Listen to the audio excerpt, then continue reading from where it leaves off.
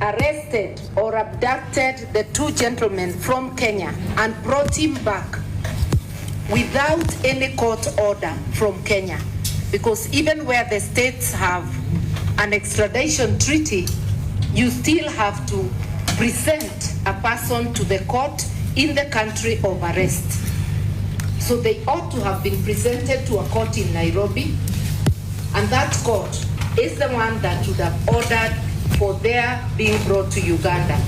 In that court, these two gentlemen would have had the opportunity to object to their being brought.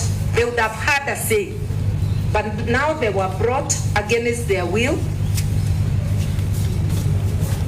And the state, the arresting authorities, have actually violated the constitutions of Kenya and laws, the constitution and laws of Uganda, and the laws of the East Africa community. The Constitutive Act, Article 6 and 7, the rule of law principle, has been violated by renditioning Dr. Kizza Besigye and Obed Rutale from Kenya. What if the arms alleged to belong to defense forces belonged to the defense forces of Kenya? Would it be a criminal offense triable in Uganda? Those are the issues.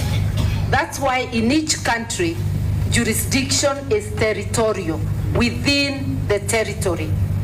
I know the UPDF Act does talk of beyond its jurisdiction, but that is also a constitutional question. If you look at the Constitution of Uganda, Article 126,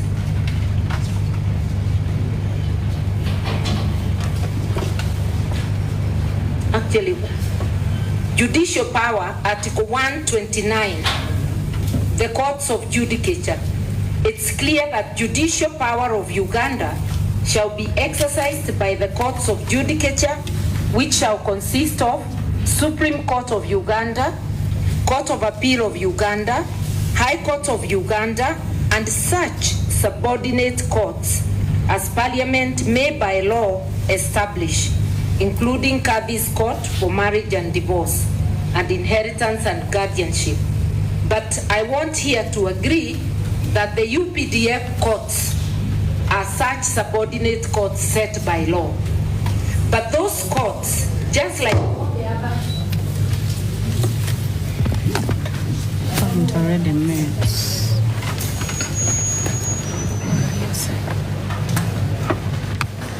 It's bad.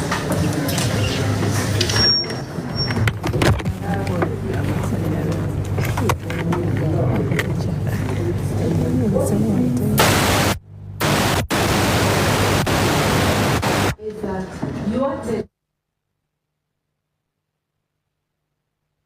is limited to the territory of Uganda.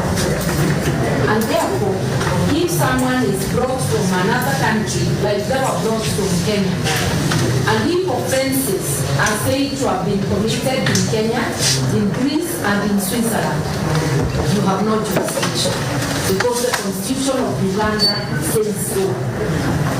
The jurisdiction of the courts in Uganda is for Uganda territory. So we are asking you to strike out these charges so that our clients do not have to plead to defective charges, and to also put weight on the submissions of various requirements, on the fact that even if you have jurisdiction and we submit you do not, the fact that they were illegally brought here, the state is not permitted in law to commit a criminal offense or to violate the law in the name of apprehending offenders. You cannot violate the law under the guise of enforcing the law. Bringing them without a court warrant, from Kenya, without extradition and a court order is a violation of the law. And therefore these charges cannot be entertained. The second schedule to the Constitution of Uganda clearly says, and it's pursuant to Article 5, it gives the boundaries of Uganda. I will not read, it's a long description of the boundaries of Uganda, but I refer you to it so that you find Nairobi is not within Uganda. And any offense committed in Nairobi is up to the authorities in Nairobi to prosecute somebody in the courts of Kenya. So you are sitting, you are being asked to take plea on a matter for which this court martial and all courts in Uganda have no jurisdiction whatsoever. If it is in Athens, the courts in Greece will have jurisdiction. If it's in Switzerland, the courts in Switzerland will have jurisdiction, not the courts in Uganda.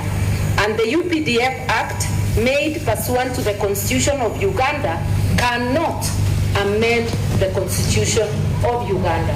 So if the Constitution gives territorial jurisdiction of the courts as Uganda, the amendment of the UPDF Act, which seems to expand the jurisdiction of this court beyond Ugandan territory, is unconstitutional. It must defer to the Constitution, and these charges must be thrown out. I give way to any colleague who may have something to add.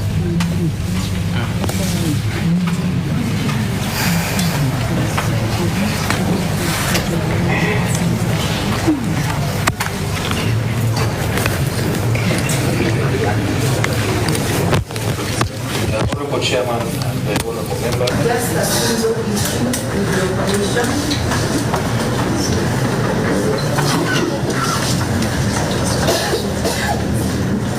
The prosecutor says that, or rather the prosecutor says that how the accused were brought.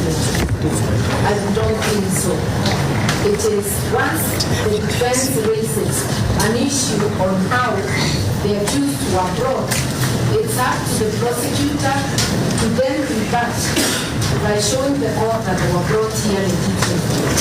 If there is an MOU, let it be laid on the table. I have cited the extradition law of Kenya. It's Cap 75 and it is online. Anybody who is being extradited, even if they are willing, they have to go before a court so that an order is issued. So if they have an order, let them show it.